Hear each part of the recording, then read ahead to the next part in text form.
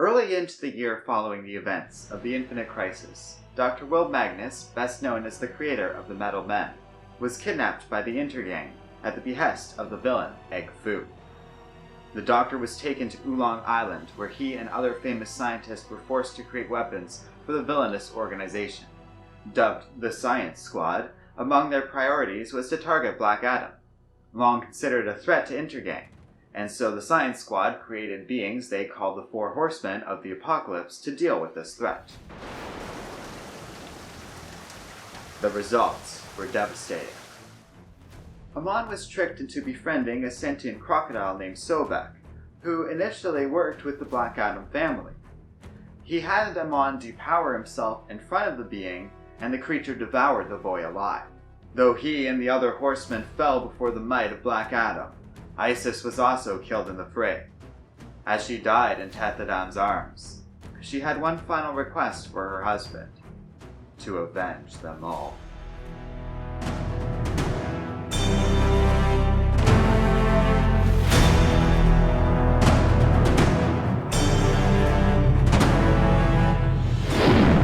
In Egypt, Captain Marvel begs Black Adam to calm down and tell the other heroes what he wants, but the man has lost reason and is beyond words. He's killed millions and has no interest in stopping. In the neighboring nation of Biala, at the behest of the Horsemen, it is made to appear the country was responsible for these events, so Tethadam slaughtered every man, woman, and child living there. Allies and enemies of Kahndaq soon escalate things into open warfare between each other. The superheroes of the world are left to grapple with the mounting chaos, as villains take delight in the events, and many use the attack as an opportunity to go on a crime spree. So send soldiers, send armies. The Doom Patrol, Martian Manhunter, Father Time, the Justice Society, Titans, and even Donna Troy, who assumes the mantle of Wonder Woman.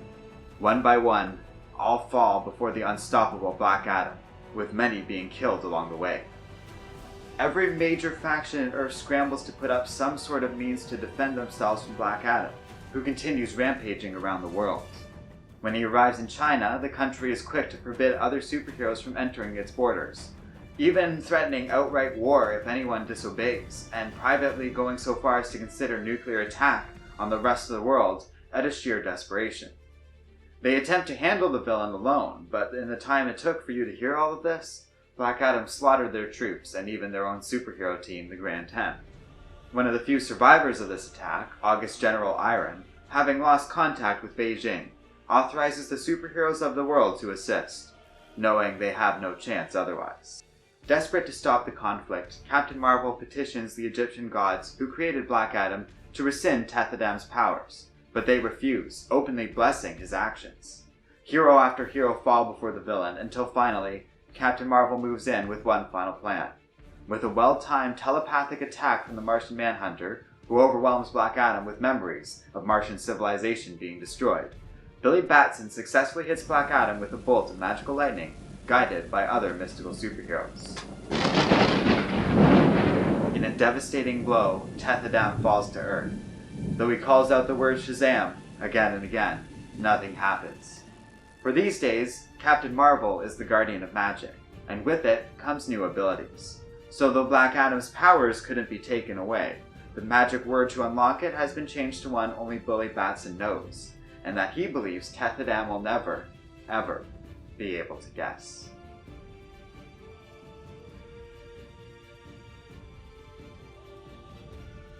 Though World War III in the world of DC was only a fraction of the length of its predecessors, it is appropriately named.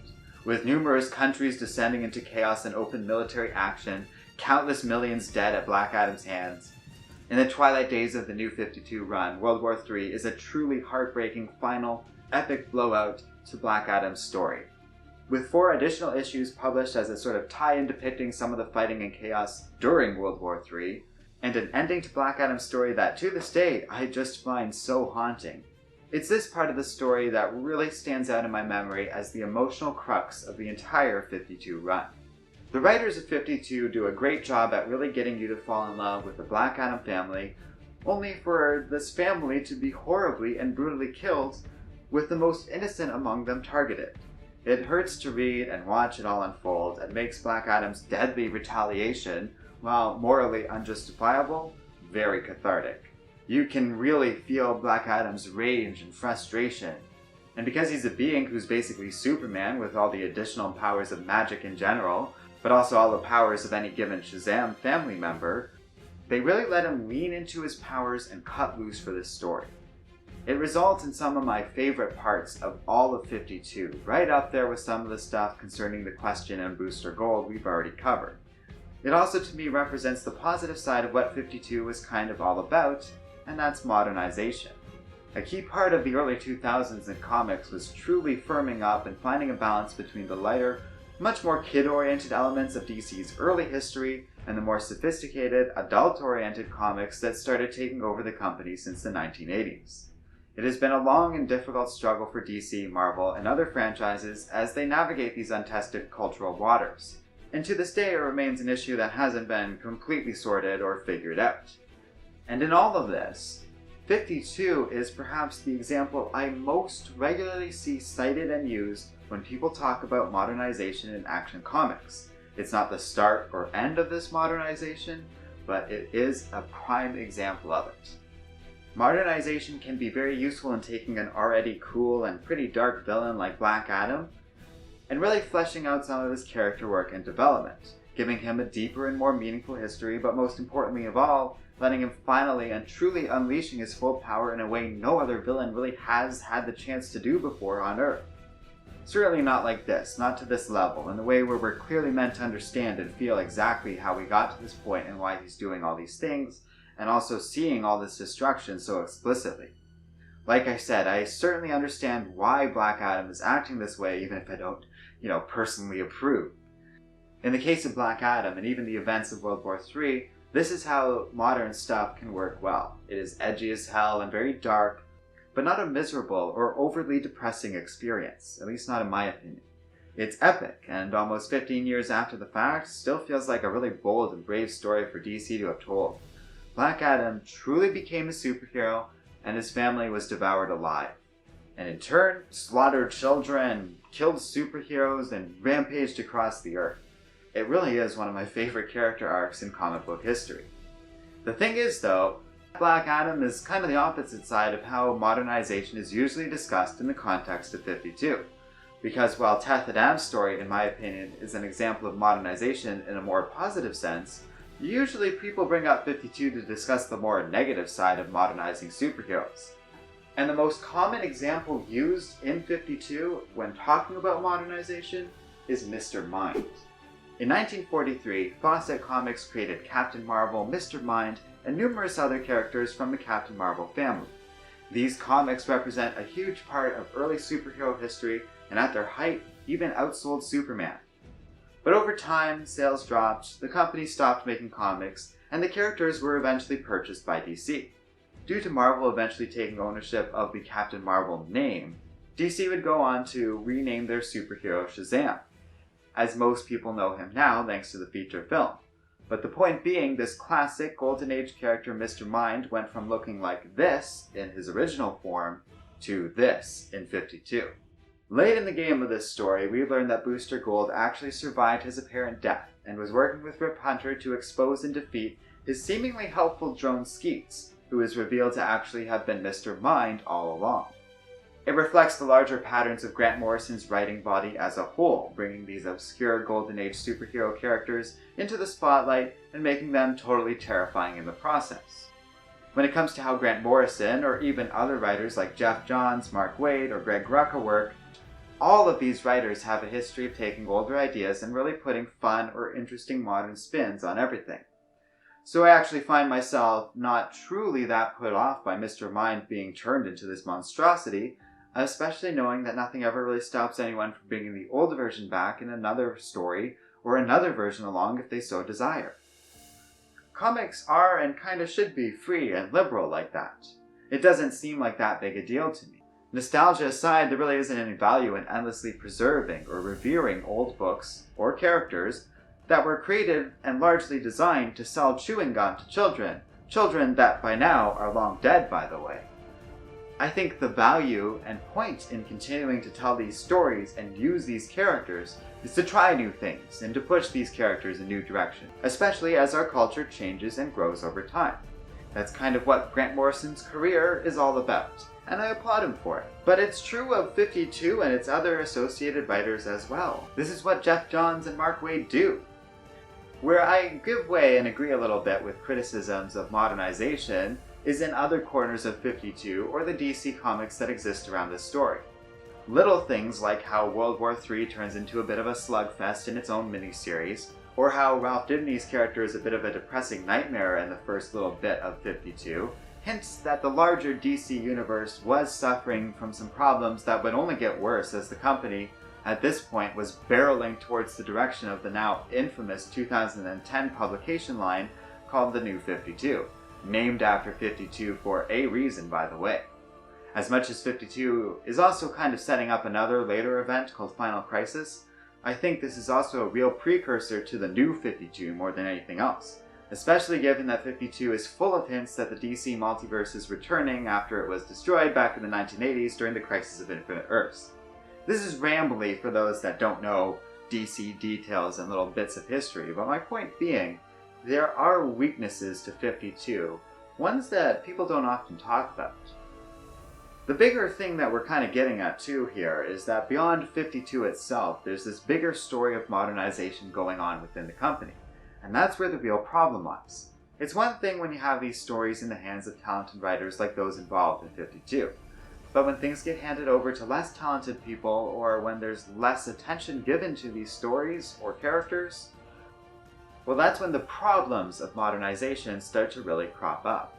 That's when DC started to get more superficial and began transforming into some sort of gross edgelord that often defined it during the days of New 52.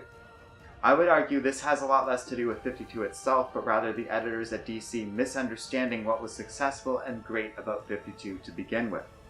When we look at some of the other weekly comics DC would try out later, and their behavior with telling stories in general, I think they tended to overvalue the size and scale of 52, instead of the much more memorable and important aspects that made this story great, the stuff that involves character work and well-structured, carefully crafted storytelling. That's missing in stuff like Countdown or Batman Eternal, and it really shows when you look at how people talk about these different stories. It's in the scenes with Renee in The Question, or Black Adam and his family, the ones that to me stand out the most in 52 for this very reason, and why ultimately the whole story is a success. Too often I think that gets lost in the world of modern comics. It's not so much that they can't be about darker things, it's that you need to handle these darker things more maturely if you want to tell a mature story. Context, structure, emotional value, 52 has all of it, and too many stories in DC films or in the New 52 simply do not. There's nothing wrong with a modern comic or story any more than a throwback classic one. What matters is how the story, in both cases, is told. And as is my central thesis of this video, to date, no story has been told quite like 52. It might not be the deepest story in the world, and at times it certainly can be a little broad or clumsy, but I have had just about as much fun revisiting 52 as I did reading it the first time around. And yes, though it very much did pave the way for the New 52 like I talked about, and that does have a lot of problems and it made plenty of mistakes, it's interesting coming back to the story after Scott Snyder, now in the early 2020s, has restored the DC multiverse to a level even more writer-friendly than what existed before the Crisis of Infinite Earths. 52 very much did lead to DC making a lot of horrible choices and mistakes along the way, but it also allowed for so many brilliant moments and this bright future we now find ourselves in. This future kind of reflects the little history lesson we've been telling throughout this video too, one of which characters from many different worlds and companies all found themselves under the umbrella of DC Comics over the years. In 52, it's a clear, deliberate choice to feature characters from DC's personal roster, like Booster Gold, as well as those that have come over from Carlton, like The Question, and Fawcett, like the Captain Marvel family. Like DC's in-story multiverse, it works well in telling the story of a larger, shared universe, with these linked but otherwise independent stories all existing in the same shared space. That is a world of endless potential, where you can do so much with so many different things. In many ways, 52 is kind of the story of comics as a whole, just showing the entire publication line in action across one series over the course of a single year, in universe but also in our reality too, telling both stories side by side. So I know I'm glomming onto this story really hard, but I think there's a lot of great things to like about 52, and hopefully I've helped illustrate that along the way. Upon discovering his wife's desecrated grave, Ralph Dibny sets out on a journey to resurrect Susan at any cost. However, numerous failed attempts at resurrecting her and a journey through various afterlives not only proved fruitless, but also nearly unleashed the villainous immortal called Felix Faust and a demon. In the end, Ralph was forced to sacrifice himself to trap the two beings, and upon passing away, he was reunited with his wife. Now ghosts, the two set out to do what they do best, and find themselves a good mystery. Natasha eventually discovers Lex Luthor's crimes, but he's able to give himself superpowers after learning his employees lied to him out of fear of what Lex would do with these new abilities. Giving himself the powers of Superman, Luthor nearly pummels Natasha to death until the arrival of her uncle. Together they defeat Luthor and he is arrested. Somewhere in the streets of a bustling city, Teth Adam walks alone, unnoticed by anyone, muttering random words to himself in the hopes of figuring out what the new magic word Billy Batson chose might be. Dr. Will Magnus is eventually rescued and returned home, where he is able to restore the original skates for a relieved Booster Gold. In space, Animal Man is resurrected by Grant Morrison nonsense and given upgraded powers, but is pursued by assassins seeking to avenge Lady Styx. As everyone arrives on Earth, the assassins move in to attack the Baker family, but luckily, they are killed by Starfire. 1 year after the start of 52, more superheroes are turning up everywhere once again, as the wounds of the Infinite Crisis finally begin to heal. In Gotham City, the new Question restores the Bat Signal, for she has work to do, but she doesn't have to go alone. She only has one question. Are you ready? Unheard by all, a secret message from the Void whispers. The secret of 52 is that the multiverse still exists.